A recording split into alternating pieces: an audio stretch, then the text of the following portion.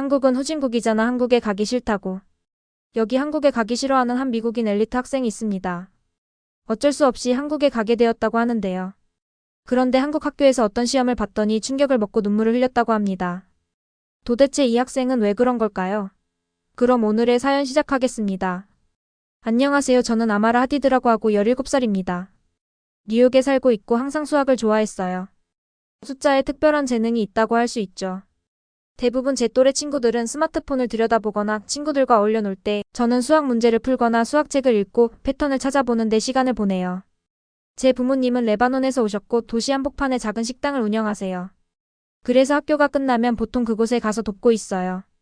아주 화려한 일은 아니지만 가족과 함께 있는 게 좋고 제 역할을 하고 있다는 느낌이 들어요. 하지만 문제는 수학을 잘한다고 해서 항상 쉬운 건 아니라는 점이에요. 저는 학교에서 다른 아이들과는 조금 달라요. 대부분의 친구들은 왜 제가 그렇게 많은 시간을 숫자와 함께 보내는지 이해하지 못하죠. 저에게 수학 덕후라거나 방정식 미스라는 별명을 붙이고 제가 수업 시간에 대답할 때 웃기도 해요. 예전보다는 덜 상처받지만 그래도 조금은 아프죠. 그들이 저처럼 세상을 볼 수 있다면 좋겠어요. 수학은 단순히 문제를 푸는 게 아니에요. 수학은 세상을 다른 사람들이 볼 수 없는 방식으로 보는 방법이죠. 어느 날 오후 저는 식당 뒤에서 앉아 휴대폰을 들여다보는데 갑자기 눈에 띄는 광고가 있었어요. 그것은 바로 한국에서 열리는 수학대회에 대한 광고였죠. 그 대회는 처음 듣는 것이었지만 읽을수록 점점 더 흥미가 생겼어요. 이 대회는 제가 참가한 적이 있는 작은 지역 대회와는 달랐어요. 이 대회는 국제적인 규모였죠. 전 세계에서 학생들이 참가하고 우승자는 장학금과 최고의 대학에서 공부할 기회를 얻을 수 있다고 했어요. 저는 평소에 수학을 잘했고 한국의 수학 수준은 낮을 것이라고 생각했어요. 장학금을 받을 생각에 심장이 두근거리기 시작했어요. 그리고 1등을 해서 트로피를 들고 있는 제 모습을 상상하게 되었어요. 마치 꿈 같았어요. 하지만 실제로 손에 닿을 수 있는 꿈이었죠. 그런데 그때 조금 걱정이 밀려왔어요. 한국은 너무 멀어요. 정말 멀죠. 그리고 다른 경쟁자들이 저보다 더 잘할 수도 있잖아요? 사실 한국 학생들은 걱정이 안 되었지만 전 세계에서 온 학생들이 걱정되었어요. 다른 선진국에 있는 학생들의 수학 실력이 매우 뛰어날 것 같았어요. 그렇지만 그동안 저를 수학 덕후라고 부르며 저를 다르게 보던 순간들이 떠올랐어요. 내가 저 사람들과 다르다고 느꼈던 순간들. 이 대회는 바로 그 순간들에 대한 응답이었어요. 수학은 제 취미가 아니에요. 수학은 제 열정이고 제 재능이에요. 제 자신이 수학을 얼마나 사랑하는지를 사람들에게 보여주고 싶었어요. 그래서 결심했어요. 한국 수학대회에 참가하기로 했죠. 거리가 멀든 힘들든 상관없었어요. 이건 제 기회였어요. 수학 문제를 풀며 즐거운 시간을 보내온 저는 이 순간을 기다렸어요. 이건 제가 큰일을 할 수 있다는 걸 증명할 기회였죠. 부모님께 대회에 대해 말씀드렸더니 조금 걱정하셨지만 많이 응원해 주셨어요. 항상 제 꿈을 따라가라고 하셨지만 한국은 너무 멀다고 걱정하셨죠. 사실 수학이 왜 그렇게 중요한지 부모님은 잘 이해하지 못하셨어요. 특히 아버지는 제가 식당 일에 더 집중하고 수학 대회처럼 먼 일에 시간을 쏟는 것보다 사업을 배우는 게 더 중요하다고 하셨어요. 사업을 배우는 게 더 중요하다고 하시면서 세상은 방정식을 푸는 것보다 돈을 버는 것을 더 중요하게 생각한다고 하셨어요. 하지만 저는 아버지와는 생각이 달랐어요. 수학은 돈만을 위한 것이 아니었어요. 수학은 세상을 이해하는 열쇠였죠. 우리 삶의 모든 것이 하늘의 별들이 움직이는 방식, 기업들이 결정을 내리는 방법. 우리가 매일 경험하는 날씨 변화를 수학으로 설명할 수 있었어요. 저는 제 능력을 사용해서 세상의 변화를 만들고 싶었어요. 오늘은 아니더라도 언젠가는 수학이 세상을 바꿀 수 있다는 걸 사람들에게 보여주고 싶었어요. 그래서 준비를 시작했어요. 대회를 준비하기 위해서 여유 시간마다 공부했어요. 문제를 풀어보고 대회에서 나올 법한 수학에 대해 배우고 심지어 한국어도 다시 공부했죠. 유창하진 않지만 기본적인 대화는 가능했어요. 수학 실력으로 심사위원들을 감동시킬 수 있다면 언어 실력도 나쁘지 않게 보여줄 수 있을 거라고 생각했어요. 대회가 다가올수록 점점 더 긴장이 됐어요.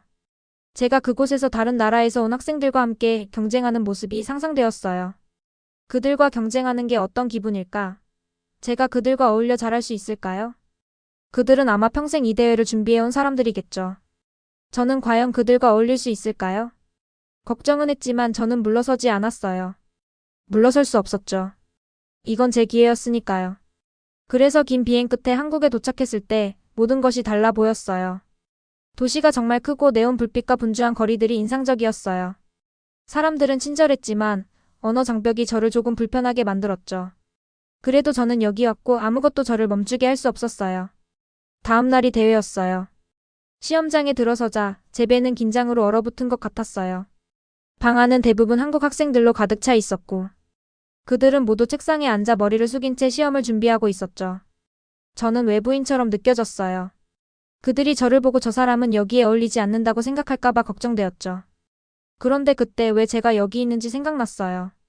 저는 단순히 경쟁하러 온 게 아니었어요. 저는 여기 온 이유가 있었어요.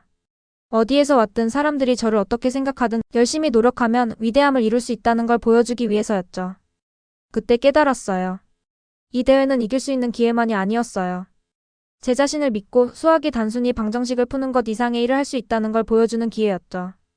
그것이 바로 제가 이곳에 온 이유였어요. 서울에 도착했을 때 그 순간이 어제 일처럼 기억나요. 심장이 두근거리고 비행기에서 내리자마자 흥분과 긴장이 섞인 감정이 밀려왔어요. 뉴욕과는 모든 것이 달랐어요. 모든 게 더 크고 더 밝고 더 생동감 있게 느껴졌죠. 도시는 에너지로 가득 차 있었고 저는 조금 외국인처럼 느껴지지 않을 수 없었어요. 공기도 달랐어요. 음식 냄새와 신선한 비 냄새, 그리고 뭔가 정확히 무엇인지 알 수 없는 냄새가 섞여 있었죠. 거리에는 사람들이 가득하고 모두가 여러 방향으로 바쁘게 움직였어요. 차들은 빠르게 지나가고 인도는 사람들이 웃고 떠들며 어디론가 급히 가느라 북적였죠.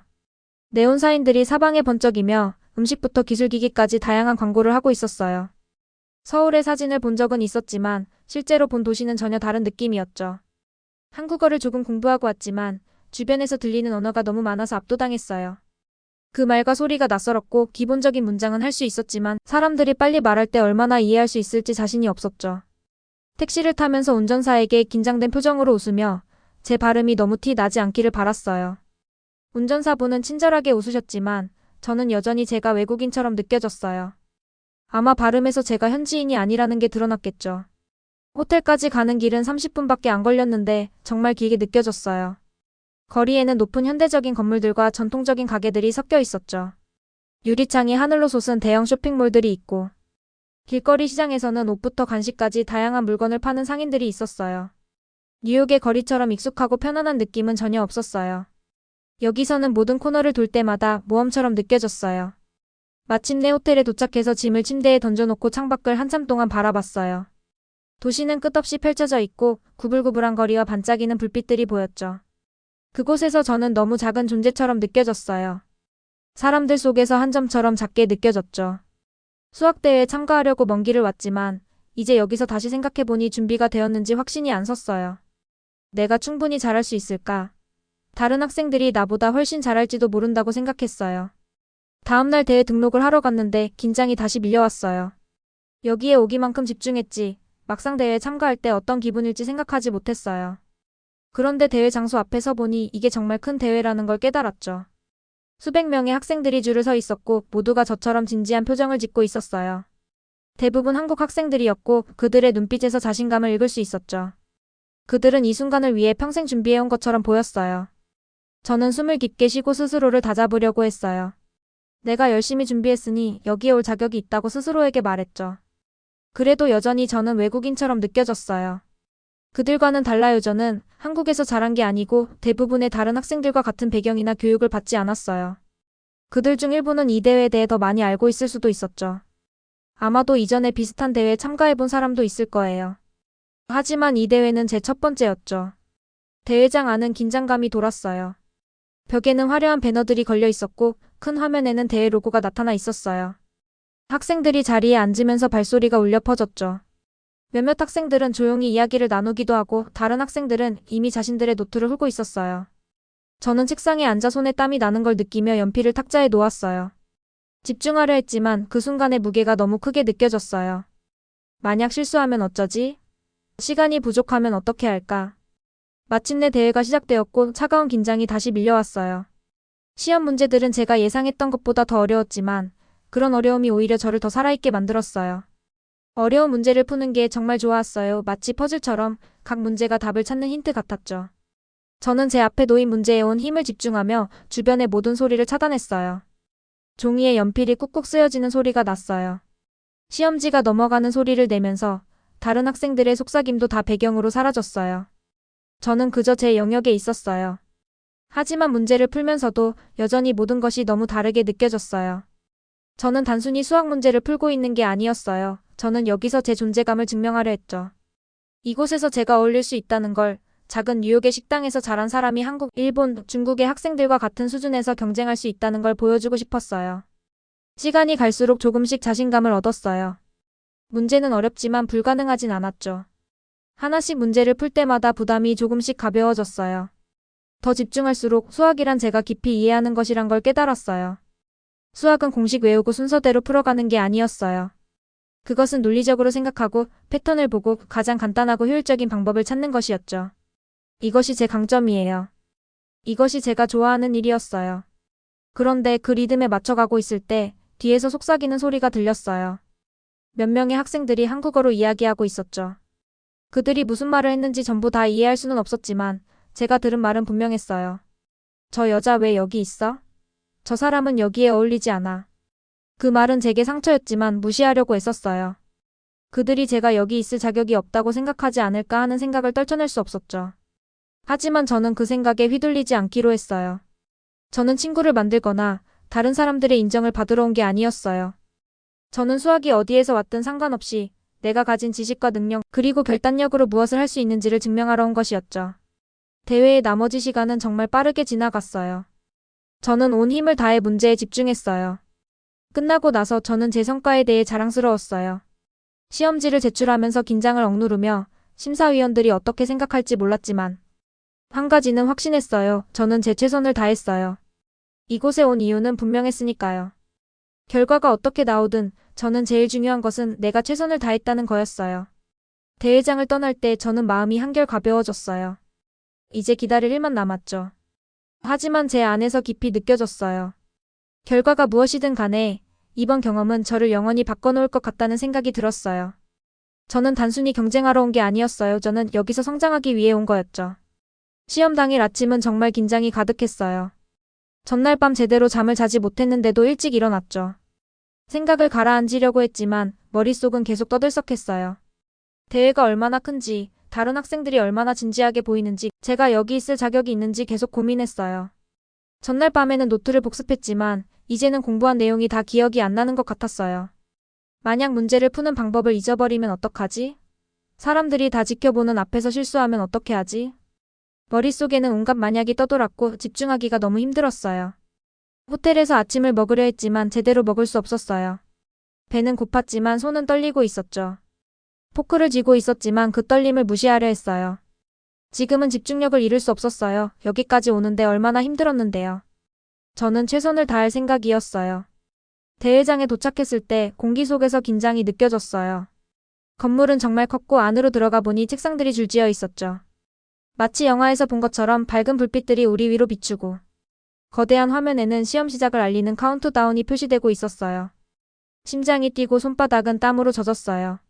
자리에 앉으면서 다른 학생들을 신경 쓰지 않으려 했지만 그게 쉽지 않았어요.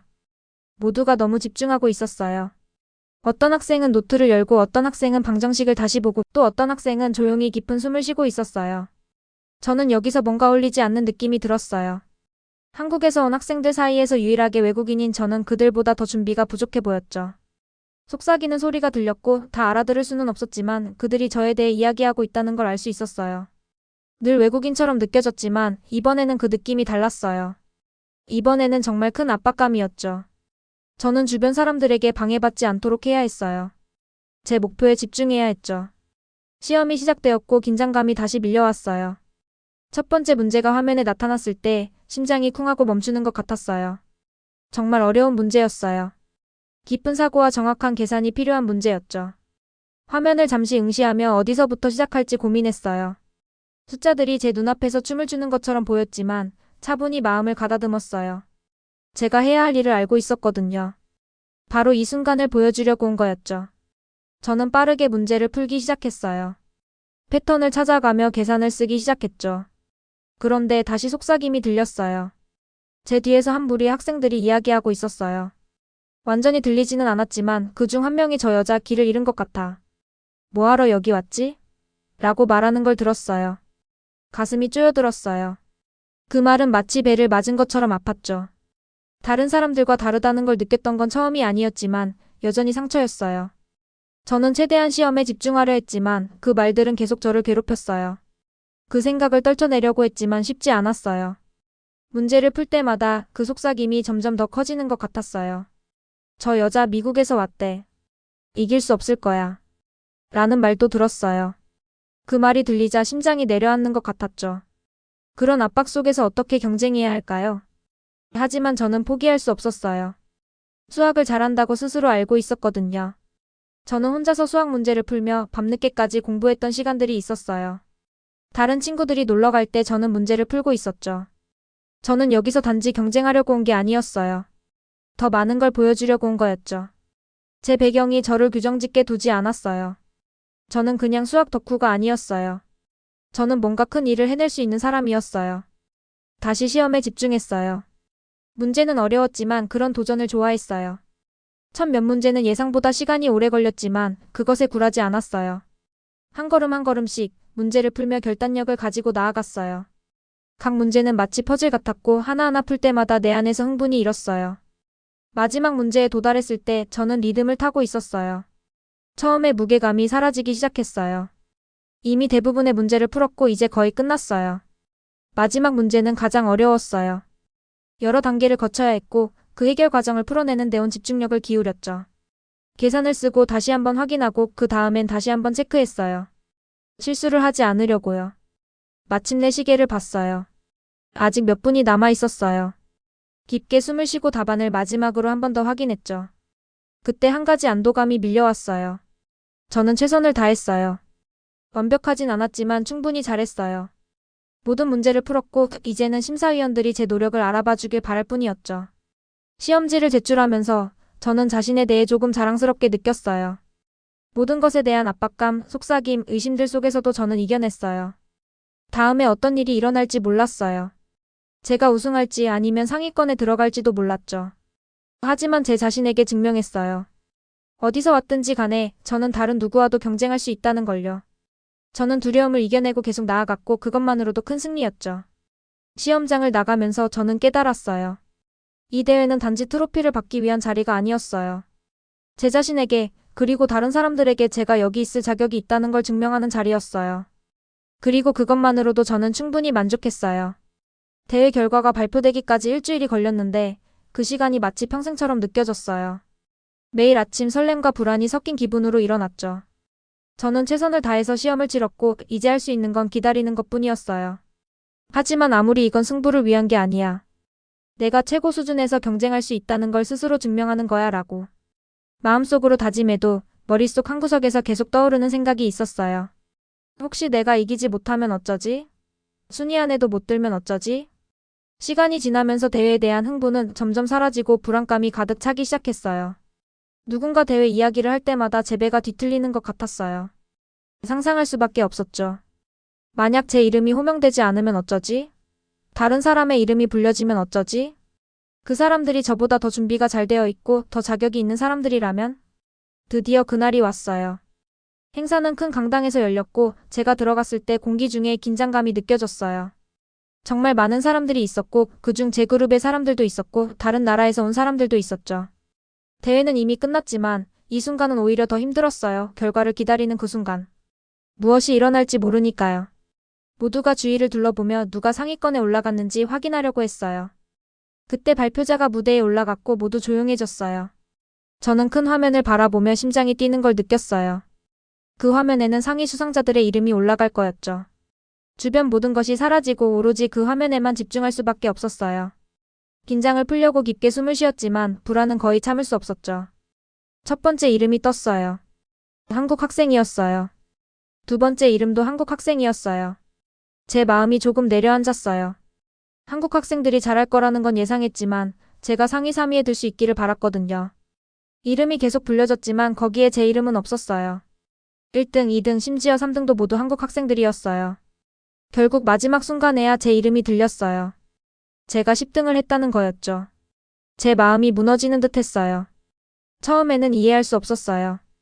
제가 그렇게 열심히 노력했고 문제를 최대한 빨리 풀었고 모든 걸 다 바쳤다고 생각했는데 어떻게 제가 상위권에 들지 못했을까요? 내가 모든 걸 제대로 했는데 왜 우승하지 못한 거죠? 무엇을 느껴야 할지 몰랐어요. 답답함과 혼란, 실망이 한꺼번에 밀려왔고 한순간 숨을 쉴 수 없을 정도였어요. 관객들의 박수 소리가 먼 곳에서 들리는 듯했어요. 마치 다른 사람에게 일어난 일처럼 느껴졌죠. 저는 멍하니 일어나서 무대 위로 걸어갔어요. 트로피를 받으면서 제가 웃고 있는지도 잘 모르겠어요. 그건 성취감보다는 위로의 상처럼 느껴졌죠. 행사가 끝난 후 저는 조용한 구석에 앉았어요. 그 순간의 무게가 저를 짓누르고 있었고 마음속에서 느껴지는 씁쓸함을 떨쳐내려고 했어요. 그냥 지는 게 아니었어요. 중요한 건 그 이유였죠.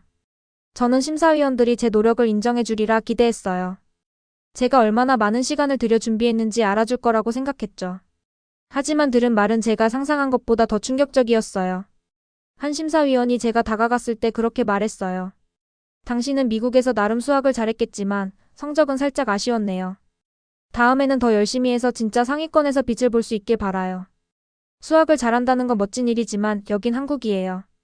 여긴 실력자들이 너무 많거든요. 그러니까 노력 더 해야겠죠?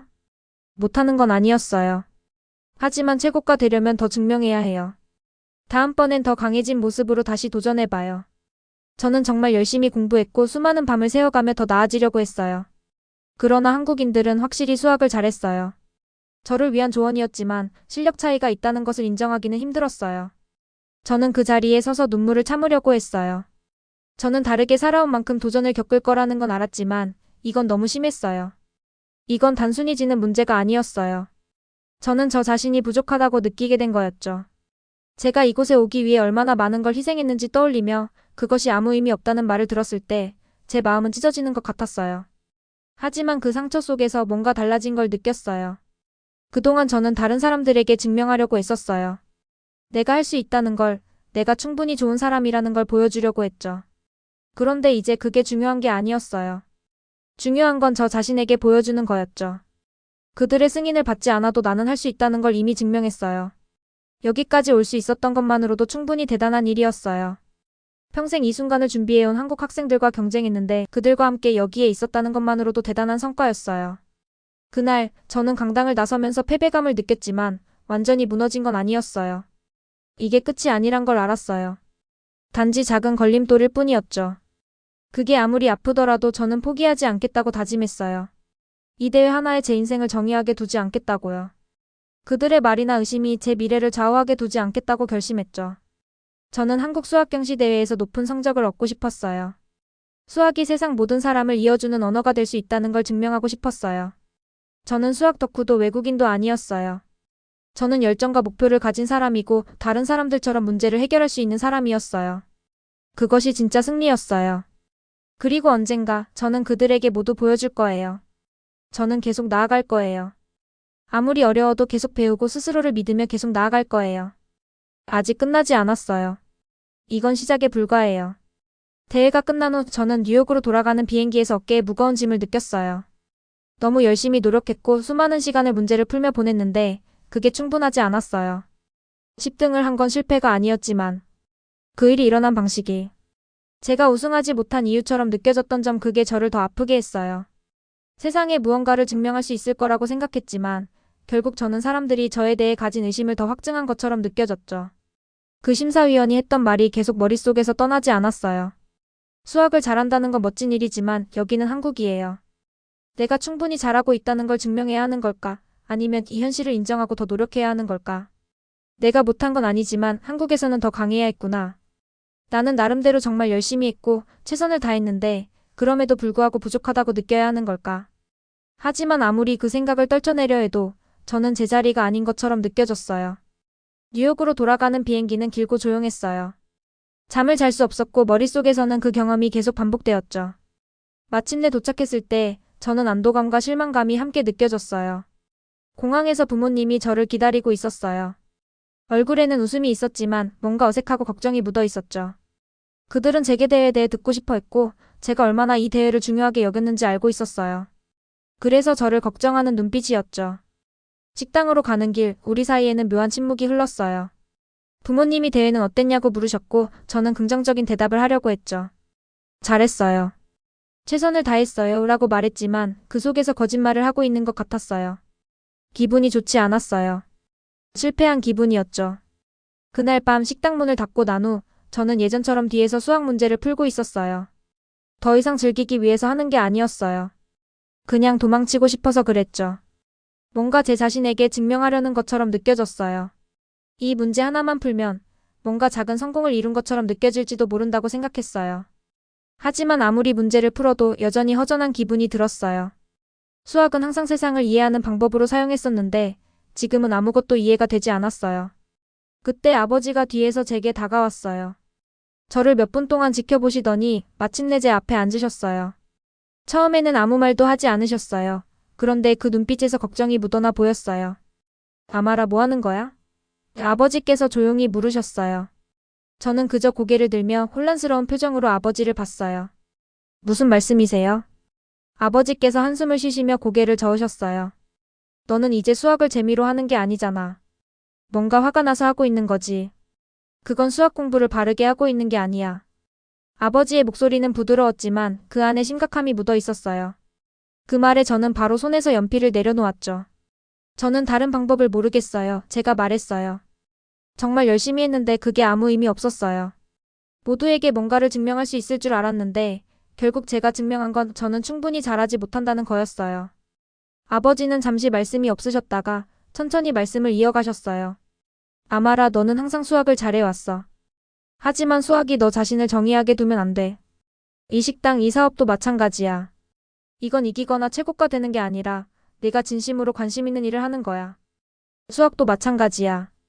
너는 뭔가를 증명하려고 하고 있지만 그 이상의 목적을 찾아야 해. 저는 잠시 조용히 아버지의 말을 되새겼어요. 그게 무엇인지 모르겠어요. 제가 결국 말했어요. 수학이 이제 저에게 어떤 의미가 있어야 하는지 모르겠어요. 아버지께서 의자에 기대시며 잠시 생각을 하셨어요. 그걸로 뭘 하고 싶은 거야? 아버지께서 물으셨어요. 수학이 세상에 어떤 변화를 가져올 수 있다고 생각해? 그 질문은 제가 예상한 것보다 더 강하게 다가왔어요. 저는 그 질문에 대해 생각해 본 적이 없었어요. 그동안 수학은 저 자신을 증명하기 위한 도구였고 제 능력을 보여주는 방법이었죠. 그런데 그게 전부일까요? 수학이 단지 대회나 상을 위한 도구일 뿐일까요? 만약 수학이 더 큰 무언가를 위한 도구가 될 수 있다면? 저는 그 생각을 오랫동안 했고 천천히 답이 제 머릿속에서 모여들었어요. 수학은 어디에나 있어요. 제가 말했어요. 세상이 돌아가는 방식, 문제를 해결하는 방식, 우주를 이해하는 방식 모든 것이 수학으로 이루어져 있죠. 아마 이걸로 진짜 문제를 해결할 수 있을지도 몰라요. 종이 위의 문제들만 아니라 사람들에게 중요한 문제들 말이에요. 아버지께서 미소를 지으셨어요. 그때 돌아온 지 처음으로 제 마음이 조금 가벼워졌어요. 그래, 아마라. 이건 다른 사람에게 무언가를 증명하는 게 아니야. 내가 좋아하는 일의 목적을 찾아야 해. 만약 내 수학 실력을 통해 사람들을 도울 수 있다면 그건 정말 의미 있는 일이 될 거야. 그때 저는 모든 답을 다 가진 건 아니었지만 제 안에서 뭔가가 확실히 바뀌었어요. 그동안 저는 이기고 다른 사람들에게 제 능력을 보여주려고 했었죠. 그런데 이제 제 수학에 대한 사랑이 대회를 위한 것만은 아니라는 걸 알게 되었어요. 세상의 변화를 가져올 수 있는 도구가 될 수 있다는 걸 깨달았죠. 그리고 그게 바로 제가 하고 싶은 일이었어요. 그 다음 며칠 동안 저는 그것에 대해 많이 생각했어요. 수학을 다른 시각으로 보기 시작했죠. 단순히 문제를 푸는데 그치지 않고 수학이 더 큰 문제를 해결할 수 있는 도구가 될 수 있을지 생각했어요. 만약 제가 사람들에게 돈을 더 잘 관리하는 방법을 알려주거나 건강에 대해 더 똑똑한 결정을 내리도록 도와주거나 환경 문제를 해결하는 방법을 찾을 수 있다면 어떨까요? 저는 더 이상 다른 사람들에게 증명하는 데 집중하지 않기로 했어요. 대회에서의 실망이 저를 정의하게 두지 않겠다고 결심했죠. 대신 제가 사랑하는 것을 세상을 더 나은 곳으로 만드는 데 사용하겠다고 마음먹었어요. 이게 쉽지 않을 거란 걸 알지만 저는 이제 큰 목적을 가졌어요. 그냥 트로피를 얻는 것보다 더 큰 목적이요. 그날 밤 식당 뒤에서 아버지와 함께 앉아있던 저는 이게 제 여정의 끝이 아니라는 걸 깨달았어요. 이건 단지 시작일 뿐이었어요. 저는 수학대회뿐만 아니라 제 주변 세상을 바꿀 수 있는 힘을 가지고 있었어요. 그리고 그건 어떤 트로피나 상보다 더 큰 의미가 있었어요. 대회가 끝난 다음에 저는 아버지가 해주신 말이 자꾸 생각났어요. 남들에게 무언가를 증명하는 게 아니라 네가 사랑하는 것의 목적을 찾아야 한다는. 그 말이 제 머릿속에서 계속 울려 퍼졌죠. 그 생각은 제가 그동안 제대로 깨닫지 못했던 뭔가를 일깨워 주었어요. 저는 단지 수학을 잘하고 싶었던 게 아니었어요. 그걸 더 큰 목적, 세상에 실제로 변화를 일으킬 수 있는 무언가에 쓰고 싶었던 거였죠. 그 후 몇 달 동안 저는 어떻게 그걸 이룰 수 있을지 고민했어요. 수학뿐만 아니라 제 주변 세상에 대해서도 공부했죠.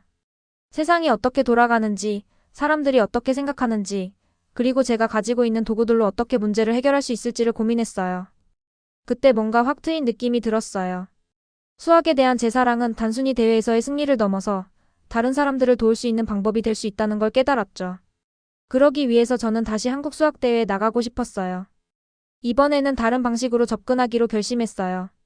단지 이기려고 가는 게 아니라 새로운 마음가짐으로 대회에 임하기로 했어요. 지난 경험에서 배운 점들을 활용해서 단순히 최고가 되기보다는 배우기에 초점을 맞추기로 했어요. 저는 대회뿐만 아니라 한국 대회에서 만난 많은 한국 학생들이 수학을 배운 방식, 그들이 자라온 환경을 배우고 싶었어요. 한국 교육 시스템이 세계에서 가장 우수하다고 알려져 있잖아요. 그 시스템이 어떻게 돌아가는지, 그걸 어떻게 제 자신을 발전시키고 다른 사람들을 도울 수 있는지 배우고 싶었죠. 그래서 다시 준비를 시작했어요. 이번에는 단순히 방정식을 풀고 코드를 푸는 데 집중하는 게 아니라 한국에 대해 배우는 데도 시간을 썼어요. 한국의 문화, 사람들, 역사, 그리고 무엇보다 교육에 대한 접근 방식을 배우려고 했죠. 책도 읽고 영상도 보고 한국 교육을 경험한 학생들의 인터뷰도 들었어요. 그 과정에서 깨달았어요. 한국 교육은 단순히 책과 시험을 넘어서 교육과 노력, 헌신이 중요한 부분이라는 걸요. 작년 대회에서 봤던 학생들은 단순히 준비된 학생들이 아니었어요. 그들은 정신적으로 준비가 되어 있었고 그만큼의 노력이 그들의 실력에 맞춰져 있었죠. 저는 그 점이 부족했어요. 그 점을 저도 발전시켜야겠다고 결심했죠. 몇 달이 지나면서 저는 점점 준비가 되어간다고 느꼈어요. 이제는 단지 경쟁하는 게 아니라 성장하기 위해 이 대회에 가는 거였어요. 더 이상 외국인 여자아이가 아니라 진짜 열심히 노력한 사람으로 가고 싶었어요. 문제를 푸는 것뿐만 아니라 배움 자체의 과정에 대해 이해하고 싶었어요. 그동안 저는 실력만 키웠지만 이번에는 그 이상의 것을 가지고 가고 싶었죠. 저는 더 이상 단순히 뉴욕에서 온 학생이 아니었어요. 저는 열정적이고 결단력 있는 사람이었고 실수에서 배우면서 성장한 사람이었어요. 대회를 위해 다시 한국으로 떠날 때 저는 신나면서도 긴장이 되었어요. 이번 비행기는 예전처럼 길게 느껴지지 않았고 예전처럼 걱정도 많이 하지 않았어요. 저는 계획이 있었고 그걸 지킬 생각이었죠.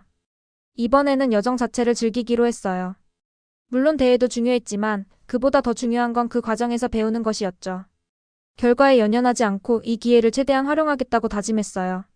서울에 도착했을 때 이상한 친숙함을 느꼈어요. 전에 왔던 적은 있지만 이번에는 단순한 외국인이 아니었죠.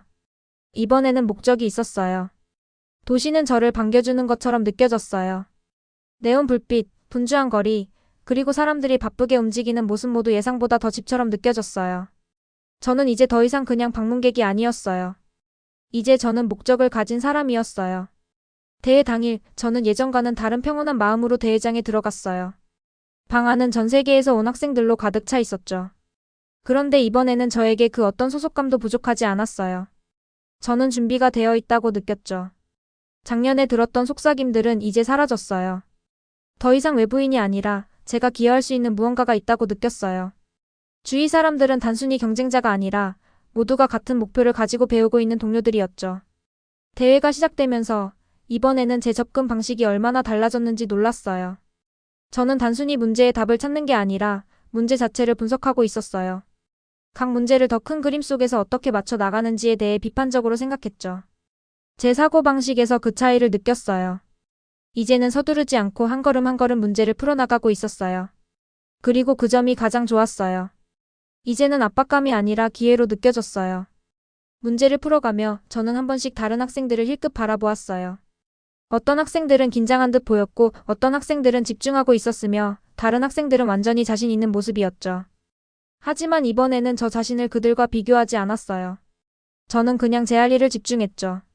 이번 대회는 다른 사람에게 인상을 주는 게 아니라 제가 얼마나 성장했는지, 제가 얼마나 배웠는지, 그리고 그 도전을 잘 해결할 수 있는 능력이 생겼는지를 스스로 증명하는 시간이었어요. 마지막 종이 울리고 대회가 끝났을 때 작년처럼 급하게 시험지를 제출할 필요도 없었고 충분히 했는지에 대한 불안감도 없었어요. 대신 저는 깊은 만족감을 느꼈어요. 저는 최선을 다했지만 이번에는 과정 자체가 결과만큼 중요한 의미를 가졌어요. 결과 발표가 있을 때 저도 모르게 설렘이 밀려왔어요. 제 이름이 2등으로 불려졌어요. 1등은 아니었지만 그것도 중요하지 않았어요. 이번에는 트로피가 저를 정의하지 않았어요. 저를 정의한 건 제가 얼마나 성장했는지, 얼마나 많은 걸 배웠는지, 그리고 그 여정을 통해 제가 얼마나 발전했는지였죠. 진짜 승리는 이긴 것이 아니라 그 여정을 통해 이루어진 거였어요. 저는 무대에서 내려오며 미소를 지었어요. 트로피보다 중요한 건 이 순간을 통해 제가 얻은 것들이었죠. 남들에게 무언가를 증명하는 게 아니라 제가 할 수 있는 모든 것을 넘어서서 이겨낸 것. 제가 스스로 성장했다는 걸 느꼈어요. 대회장을 떠나며 저는 평화로운 마음을 느꼈어요. 제 목적을 찾은 것 같았어요.